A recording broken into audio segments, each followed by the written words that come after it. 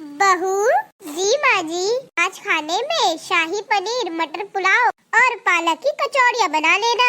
और हाँ, शाही पनीर में काजू बादाम जरूर डालना। काजू बादाम? हाँ बहू, तुम तो गरीब घर से आई हो ना, तुम्हें क्या पता, सब्जी में काजू बादाम भी डाले जाते हैं। और हाँ, मेरी छोटी बहू के लिए केसर वाला दूध बना देना। शादी की रस्मों में बहुत ज्यादा थकान हो जाती है। अब वो तो नई नई आई है, अपने मन से कुछ बोलेगी नहीं। वैसे भी वो नए नए घर पर आई है, तो उसका ध्यान रखना ही पड़ेगा ना। और वैसे भी वो तो इतना सारा दहेज लेकर आई है अपने साथ। तुम्हारे पिता ने तो उम्मीद से भी कम दहेज दिया था। खेती बाड़ी है तो बड़े मुश्किल से ही घर चल पाता होगा। मेरे मायके वाले गरीब है, इसलिए माँ जी हमेशा मेरा मजाक उड़ाती रहती है। क्या हुआ बहू, बहुत उदास बैठी हो? क्या करूँ मम्मी जी, सारा दिन बैठे बैठे बोर हो रही थी। दीदी सारा दिन रसोई के कामों में लगी रहती है और आप मुझे कुछ करने भी नहीं देती। जब बहुएं हमारे यहाँ पहली बार आती है, तब हम उनसे काम नहीं करवाया जाता। अभी तो तुम्हारा आराम करने का दिन है। दोबारा जब आओगी तो अपनी जेठानी की मदद करवा लिया करना। तो क्या है ना, अब होली भी आ रहा है। तुम्हारी जेठानी को जब रसोई के कामों से फुर्सत मिलती है, तो वह चिप्स पापड़ बनाने लग जाती है। अब साल भर का त्योहार है, पहले से थोड़ा बहुत करना ही पड़ता है। अगर तुम बोर हो रही हो तो मैं एक काम करती हूँ, अपनी सहेलियों को बुलवाकर तुम्हारा मनोरंजन करवाती हूँ। मनोरंजन? वो कैसे? अरे बहू, 4 लोग होंगे, गाने बजाने होंगे, तो मनोरंजन तो हो ही जाएगा। सच बताऊँ तो अम्मी जी, मेरा तो मायके में रील बना बना के टाइम पास हो जाता था। आपके बेटे सारा दिन ऑफिस में रहते हैं। अरे बहू, तो यहाँ पर भी रील्स बना लिया करो, किसने रोका है? अरे मम्मी जी, पहली बार में थोड़ा थोड़ा सा घबराते होते ही है ना। मैंने सोचा कैसी सास होगी, कैसी जेठानी होगी, लेकिन आपको देखकर मेरा दिल खुश हो गया। जैसी सास में चाहती थी, आप बिल्कुल वैसी ही है। और जैसे मैं अपने छोटे बेटे के लिए बहू चाहती थी, तुम भी बिल्कुल वैसी ही हो। अमीर घर से, पढ़ी लिखी, सुंदर, संस्कारवान। मैं अभी तुम्हारी जेठानी से बोल के बाहर के हॉल में सारी तैयारियां करवा देती हूँ और फोन करके सबको बुलवा लेती हूँ। ओके मम्मी जी। बड़ी बहू, अगर तुम्हारे चिप्स पापड़ बन गए हो तो जाके हॉल में कालीन बिछवा दो।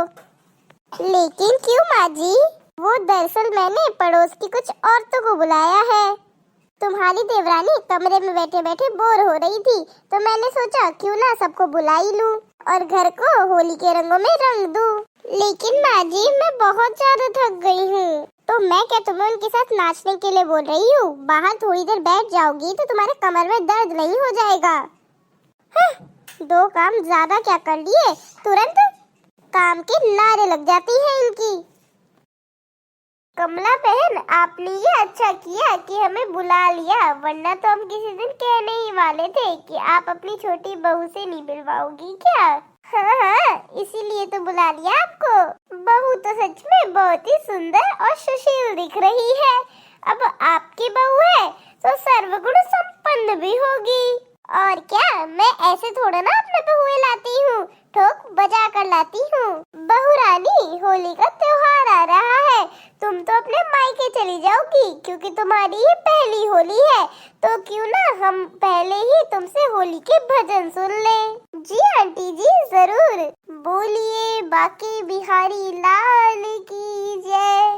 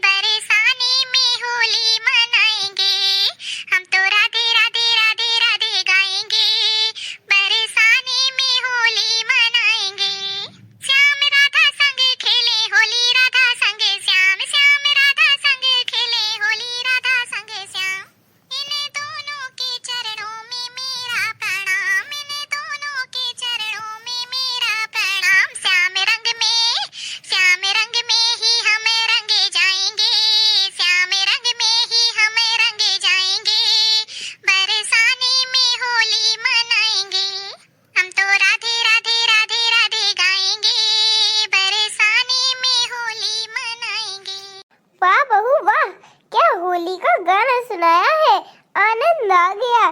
एक जोड़ा और हो जाए इसका तो मजा आ जाए।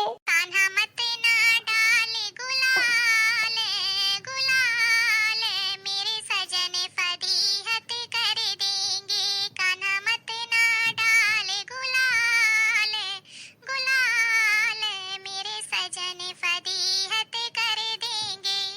मेरे सजन फदीहत कर देंगे, मेरे सजन फदीहत कर देंगे।